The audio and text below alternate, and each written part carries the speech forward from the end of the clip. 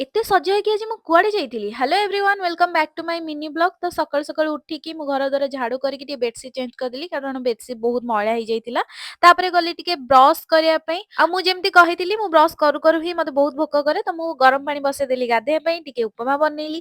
ତାପରେ ଗଲି ମୁଁ ଟିକେ ଗାଧେଇବାକୁ। ତ ଫ୍ରେଶ ହେଇକି ଆସିଲା ପରେ ନା ମୁଁ ଆଜି ହେୟାର ୱାଶ କରିଥିଲି, ଟିକେ ହେୟାର ଟିକେ ପୋଛିଲି। ଯାହା ବି କହ ଗାଧେଇବା ପୂର୍ବରୁ ନା ବହୁତ ଶୀତ କରେ, ତାପରେ ଗାଧେଇ ସାରିଲା ପରେ କିଛି ବି ଲାଗେନି, ମସ୍ତ ଫିଲ୍ ହୁଏ। ତାପରେ ମୁଁ ଟିକେ ଗଲି ଉପମା ଖାଇବା ପାଇଁ କାହିଁକି ନା ମୁଁ ବ୍ରସ୍ କରିକି ଖାଇନଥିଲି, ଗାଧେଇବାକୁ ପଳେଇଥିଲି।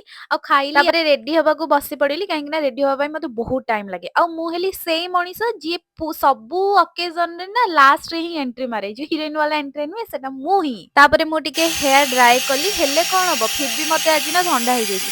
ଯାହାକୁ ସେନ୍ସିଟିଭ ବଡିଟା ମୋର। ଯାହା ବି ହଉ ତାପରେ ମୁଁ ଟିକେ ମେକଅପ୍ ନେଲି, ମେକଅପ୍ ମାନେ ବହୁତ ମେକଅପ୍ ନେଇନି, ଟିକେ ଲାଇଟ୍ ମେକଅପ୍ ହିଁ ନେଲି। ତାପରେ ମୁଁ ବାହାରି ଗଲି ଆଜି ଗୋଟେ ଏନଗେଜମେଣ୍ଟ, କହିଥିଲି ନା ମୁଁ ଗୋଟେ ଏନଗେଜମେଣ୍ଟରେ ଯିବି। ଦେନ୍ ଚୁଟି ଛାଟିକି ମୁଁ ଚାଲିଲି ଏବେ ଆଟେଣ୍ଡ କରିବା ପାଇଁ। ଆଉ ଆଇ ଗେସ୍ ନା ମୁଁ ହିଁ ସବା ଲାଷ୍ଟରେ ହିଁ ଯାଇଥିବି। ମୁଁ ଗଲା ବେଳକୁ ନା ଏତେ କିଛି ଷ୍ଟାର୍ଟ ହେଇନଥିଲା, ଜଷ୍ଟ ରିଙ୍ଗ ପିନ୍ଧା ପିନ୍ଧି ହଉଥିଲା। ତ ସେମାନେ ରିଙ୍ଗ ପିନ୍ଧେଇଲେ, ତାପରେ ମୁଁ ପଳେଇଲି ଖାଇବା ପାଇଁ କାହିଁକି ନା ମତେ ନା ଖାଇବା ଦେଖିଲେ ନା ଆଉ ରହି ହୁଏନି, ମୁଁ ଖାଇବା ପାଇଁ ହିଁ ଦୌଡିକି ପଳାଏ। ୟାକୁ ଦେଖ, ଇଏ ହେଲା ମୋ କୁନି ମୁନି ପୁନି ଚୁନି। ୟାକୁ ମୁଁ ନା ବହୁତ ଭଲ ପାଏ, ଆଉ ଇଏ ବି ମତେ ବହୁତ ଭଲ ପାଏ। ଇଏ ଯେବେ ବି ନା ମୋ ପାଖକୁ ଆସିବ ମତେ ବିଲକୁଲ ଛାଡିବନି କି କାହା ପାଖକୁ ବି ଯିବନି। କାହା ପାଖକୁ ତ ଛାଡ, ତା ମା ବି ଡାକି ଡାକି ନା ଥକିଯିବ। ଏବେ ବି ଦେଖ ତା ମା ଡାକୁଛି, ସେ ଟୋଟାଲି ଯିବାର ହିଁ ନା ନାହିଁ।